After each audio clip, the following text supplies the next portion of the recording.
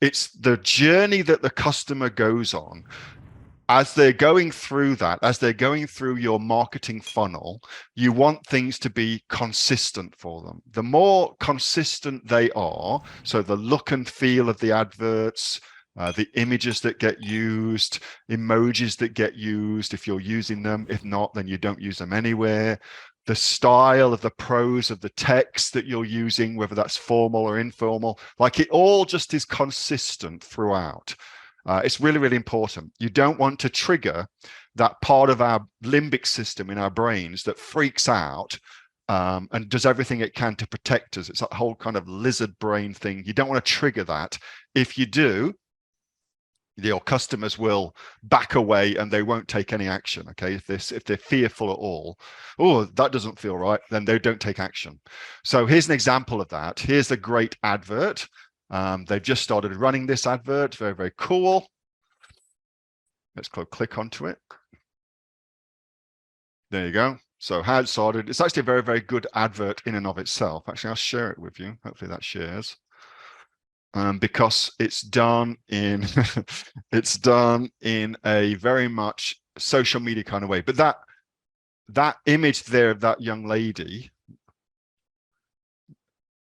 you know, that particular thing there, well, that's where you come to, and you can see that you feel, okay, I know I'm in the right spot because I remember this young lady, her before and after, and now I'm also looking at other before and afters as well.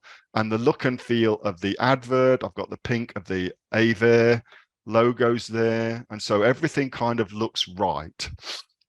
It all looks right. So that's what AdSense is, okay? So you want to make sure that there's consistency across all of your different marketing touch points in your particular funnel, so that people feel I'm in the right place, I haven't gone somewhere weird, everything's okay, I can keep moving forward.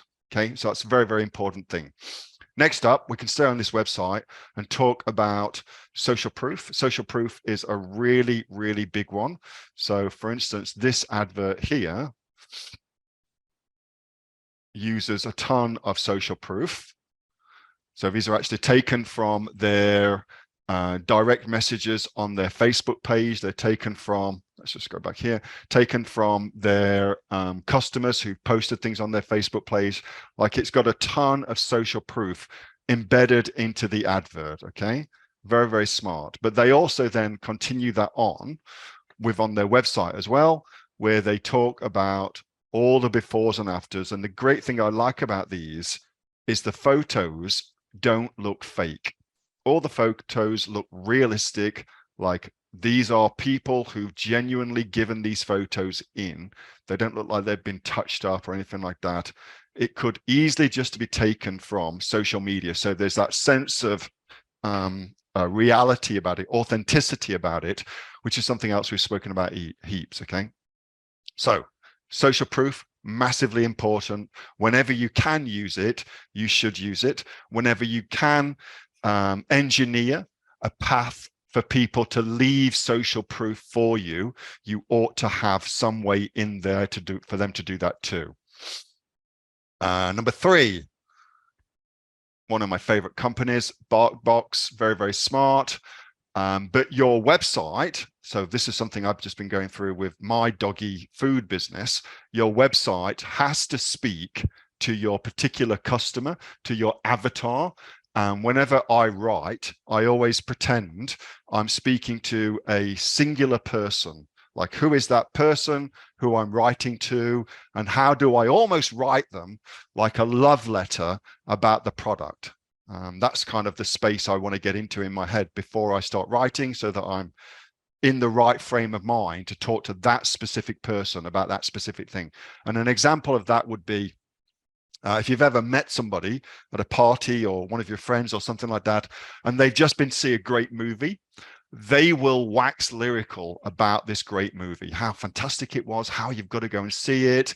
And by the end of it, typically we feel as well like, oh shit, we get caught up in all that kind of enthusiasm and we want to go and see the movie as well. And that's what you're trying to get across. It's that same level of enthusiasm where you're talking one-on-one, but these have done a really, really good job of that. Even down to the font that they use is the right kind of font for having fun. Because this is all about having fun with your dog, yeah? So even just the font that they use is right for having fun versus like a luxury thing where you'd use a much more luxury orientated font. Again, I've been thinking about fonts heaps because it's a website thing. So there's that. Next, the offer. A great book to get on offers is a book called 100 Million Offers, $100 million offers, by a guy called Alex Hermoso. I may have got his last name incorrect, but that's a fantastic book all about crafting and creating a fantastic offer. So it's at matt.suterastone.com. Very, very good. So even that, look, that's very clever. And if we scroll down, so here, I just like that as a tool for creating like desire. Check availability. It's not like buy now, it's see if we've got any in for you. And you're like, holy shit, are they selling so fast that they may have run out? Well, I better buy it right now. Very, very interesting. And that takes you to this page here, which gives a very, very good offer already embedded in. So here's their offer here. Very good sales page. Very, very well put together checkout page built on Shopify. This website is. This is a custom theme, which means that it's been coded rather than they purchased a theme, but still very, very clever.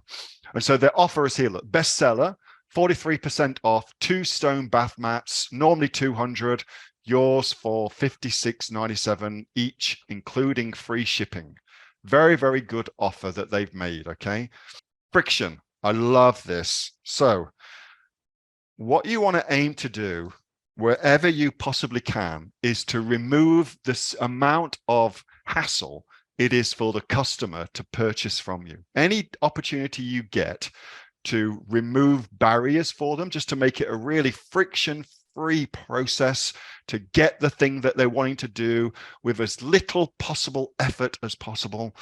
That's a really, really good thing. That's a really, really good thing. An example of that is this website. A friend of mine does the conversion rate optimization on this website.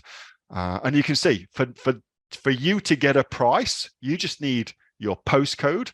It's a British website. You just need a postcode and your rego number. That's it. Okay.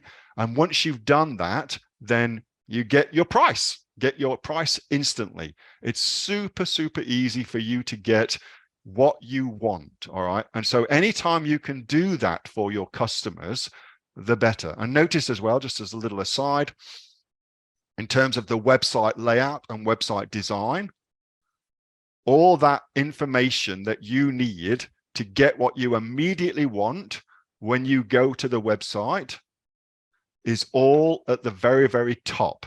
So the most important action that this particular website owner wants you to take is the first thing at the very, very top of the page. That's called above the fold. And it's an important place for you to put your most important information and action that you want your customers to take on your Shopify website.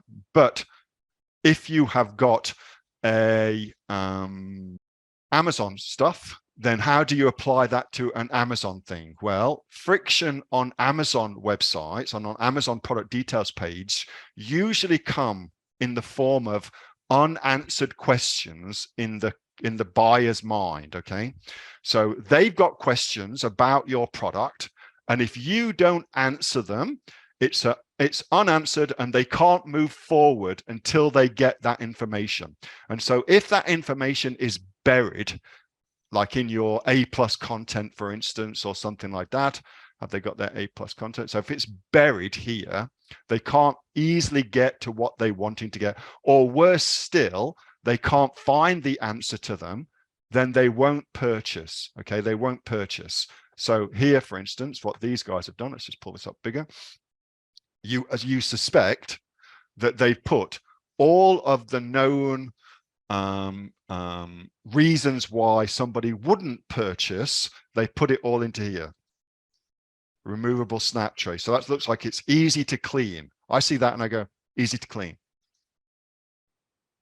Whatever I want to put in it, I can put in it. Tells me about the information about that. So it's got that info there. The only thing that isn't on there that I would probably want is how much can that hold.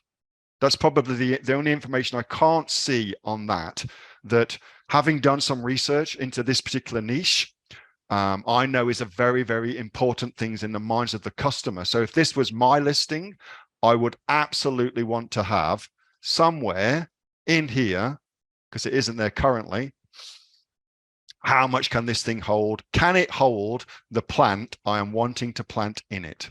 Can it hold that plant I'm wanting to put into it? Okay.